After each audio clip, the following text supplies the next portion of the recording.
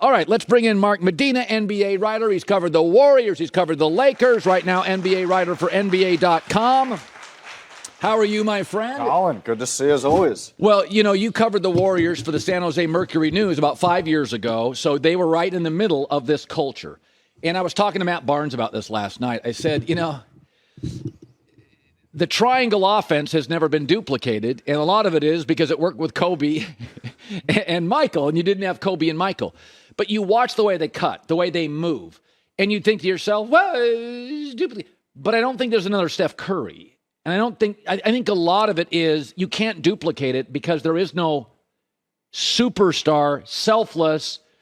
I think Steph is, when you covered him, he's such a unique all-time great player. Yeah, and I think the thing about Steph Curry that I think is undervalued is that he's more than just the greatest shooter of all time. I think he's the best leader in the NBA right now. He's a very good playmaker. I think that he has shown improvements as a defender, and because of all his skills as a shooter and playmaker, the gravitational pull that he has on defenses stretching out even to half court is amazing. So no doubt the Warriors have a lot of good things going for them, but it always has started with Steph Curry, not only with his talent, but the way his leadership has had a trickle-down effect with the rest of the organization. And Matt Barnes was talking about, he said, you know, Colin, the old guys want to teach the young guys, and the young guys want to learn from the old guys. And then a lot of times the old guys got no interest teaching the young guys. And I think a lot of that, again, goes to Dre and Clay and Steph. They're really good guys at their heart. They're smart players. The Andrew Wiggins is fascinating. And it's a lot of Andre Iguodala. Andre Iguodala could have gotten more points. Andrew Wiggins was a number one pick. Are you surprised he has worked so? He was an all-star. Yeah. Are you surprised he's worked with them? Slightly. I knew that it would be a better environment for him because, look, he underachieved when he was with Minnesota. He was a number one pick. He was expected to be the face of the franchise, both as a leader and, a producer, and he didn't live up to that. Here, he doesn't have that pressure. He has other all-star players that he can play around him, and they, because of that culture, they can tap into what he does well, being a perimeter scorer, being a perimeter defender. I thought that he would check all these boxes, but I think he's exceeded those expectations because he's done it more consistently. I think most recently in the playoffs, the other thing he's done really well is being the best perimeter defender. Usually in the past Warrior years, that job description belonged to Klay Thompson. But, you know, he's coming off of 2.5 years worth of injuries. I think that he has shown flashes of who Klay used to be. Last night was one of them. Yes, but usually on the offensive end. Defensively, I don't think he's a liability, but he is not the top-level defender that he used to be. And so the Warriors can shield him a little bit and rely on Andrew Wiggins to say, hey, rough up Luka Doncic, make things difficult for him. And he was able to do that for most of the series. So they get Peyton now, I think, at some point in the finals, who's another versatile defender. And it's really interesting. Jordan Poole was the 28th pick and a G Leaguer, and, you know, Peyton wasn't that talked about. Wiseman, who is their big pick, has been a little bit of an odd fit. Kuminga's going to be good eventually. So when you were there, at some point, the great organizations, the Rams do this, they draft and develop, and they have stars. Does a lot of credit just simply go to Kerr, his IQ, he's played the game? It just seems to me, I mean, I don't know who to give it credit for, but they just develop guys. I mean, Clay was Draymond's a second-round pick. Jordan Poole's the 28th pick. Steph went below. Clay went below. At some point, who gets credit for that? Well, I think everyone, but when you're looking at those all-stars, I mean, look, Steve Kerr inherited those guys. He helped them get to another level. But when you're looking at the latter part of, you know, the Warriors' years with some of these young guys, a lot of it goes to Steve Kerr, Bob Myers, the Warriors GM. And look, they don't have a perfect track record with this. They've missed on some young guys like Jacob Evans or Jordan Bell, but they've been able to be self-aware and course-correct and also have the luxury of someone like Steph. And so what I think is interesting, when I was up in the Bay Area covering the Warriors day-to-day in the middle of the dynasty run, a lot of the people from Joe Lacob to Bob to Steve Kerr to the players down, they were talking openly to me about trying to become this generation's version of the San Antonio Spurs, where I think the dynasty years, they were like the 90s Bulls. They're in the finals every year. They're the championship favorite. And here I think you're seeing them finally make that shift where I think they're favored to win the title this year, but moving forward, I'm not always going to pinpoint them as being the favorite, but they're always going to be in the championship contending picture, and that's because of the similarities. Steph Curry is the Tim Duncan. You have Steve Kerr, Greg Popovich. They have the team-oriented culture of maximizing role players and putting them in positions to succeed, and I think this season really crystallizes that. I think that they're going to be able to make that shift and becoming that team. Listen, I obviously NBA players come into the league younger than NFL players, but Luka was also European players grow up faster because you have the academies. So an 18-year-old European is like a 20-year-old American player. They demand more of them. They put them into the academies. It's basketball first, second, and third. So Luka, I know he's like 23 years old, but he's a much more veteran sense to him than the average 23-year-old. He's been in the league 4 years. I love him. But this idea that, next year he's going to come in shape and he'll be a better defender. And my takeaway is this. What the Warriors have always done, Mark, is understand that Steph was a bit of a liability defensively. He's he's small. And so they almost never draft anybody that can't play D. Wiggins could play D. Mm-hmm. Clay could play D. So whether it's happenstance, luck, Wiseman, length, Iggy, they have developed a culture around him that protects him. To me, Luka's I got 4 years of this. He was terrible last night defensively. Like, his ball usage is so high, there's a Harden element to him. He's not going to be a great defensive player. Mm-hmm. Like, let's just I'm okay with him drafting and developing, finding a Clay. He's going to need the ball. You find a guy like Donovan Mitchell who may need the ball, it's not going to work. Yeah. So my takeaway is, I don't want to be like old guy yelling at young guy, but I think Luke has established what he is. Let's accept that he's not going to be blank, blank, blank, and draft and develop around him to protect him. Is that reasonable? I think that's reasonable. I think, though, with Luka I don't think he's going to follow James Harden's path. I don't think that he's going to be the all-stats kind of player that can do a lot of special things but doesn't lead to consistent winning basketball. I think that on the offensive end, he has the complete package. Of course, he can improve as a playmaker, trusting his teammates. But I think, in fairness to him, he did show a subtle shift in improvement with that. Once they got off the Porzingis deal, they got a handful of good role players, not great players, but good players that can do a decent job, right? Now I think the next step is, from the Mavs end, can they find in a trade a second all-star caliber player that can complement Luka? What do you make of Rudy Gobert?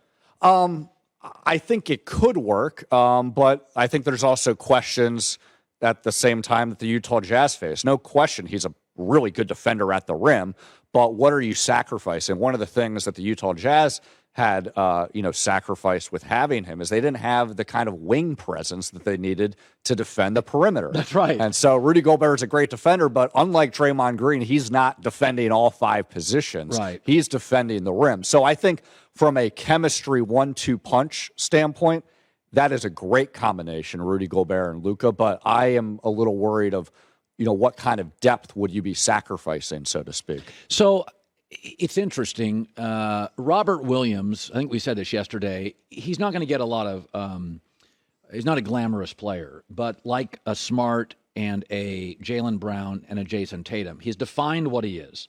It's a tremendous interior defensive presence. He accepts that. He can also, because of his length and quickness, he's an athlete, he can get outside a little bit and defend.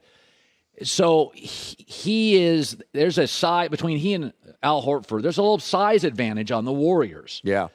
Almost everybody has a size advantage on the Warriors. So there's a little bit of rub there where you're like, Boston's could have some matchup advantages.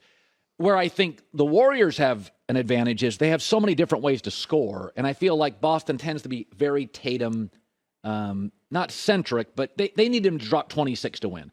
So my feeling is experience and offensive options, Golden State's better. Can you see a world in which Boston is a big matchup problem for the Warriors? I could see it being a competitive series. I favor the Warriors. No doubt they're better in the interior. But, when I talked with Bob Myers a few weeks ago, hey, why at the trade deadline, why not try to address the center spot? And they were just very bullish on, it's nice to have a big, but in today's NBA, it's overrated. he was explaining, well, one, they didn't know that Wiseman would be out the entire year.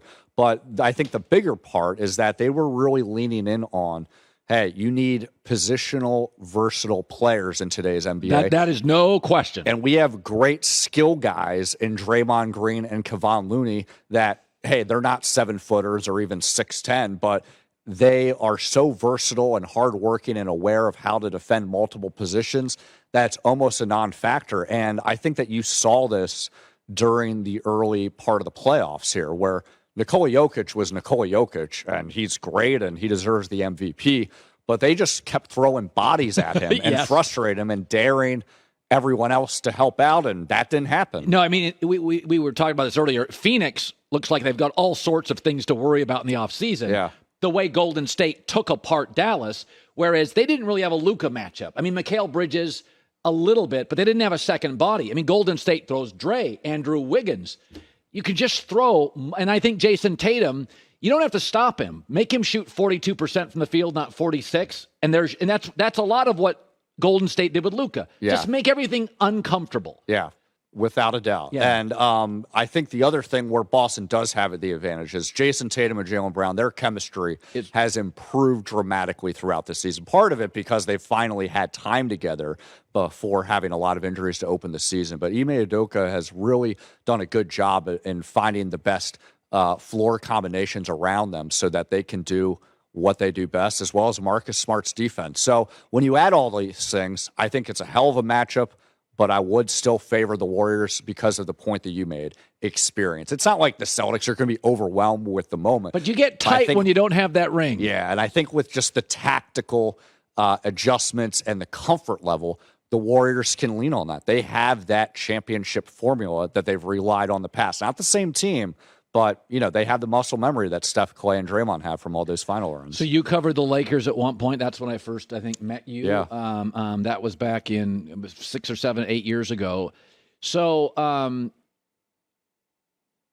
was saying before you came on, like the Lakers don't need to be Milwaukee. They lean into what they are. So the issue here is I think you have to be honest that LeBron's going to give you about 55 games a year at this point, and AD is going to give you about 60, but he's going to get hurt. The issue, and you're fine. They need to get younger. They're really old. They were the oldest team in league history. They've got to get younger. They're not going to do it through picks. They got to make a move. The Westbrook dilemma is clear. Okay, he doesn't play off ball. There's a lack of self-awareness, a toxicity to his game. We all get it. I would move him as fast as I could, but there is every time the Lakers have cap space, they're going to get a star, and you can't argue it. Yeah. They've done this for 4 or 5 decades. Go watch Winning Time. Spencer Hayward. It doesn't matter. LA attracts pro athletes more than ever. What would you do with the Westbrook dilemma? Well, I'm with you. They need to trade Westbrook. And look, it takes two partners to tango, and he has a depressed market. But this idea that the Lakers may be holding out hope that, hey, with more than 21 games with LeBron and AD together last season and a new coach, we'll all of a sudden see a new and improved Russell Westbrook. I think that's overstated. And then I think the other thing is, look, the Lakers have a lot of roster deficiencies, and they don't have enough cap space beyond a mid-level exception at $6 million. They can only get vet minimum guys, and they can't sell, we're a championship contending team.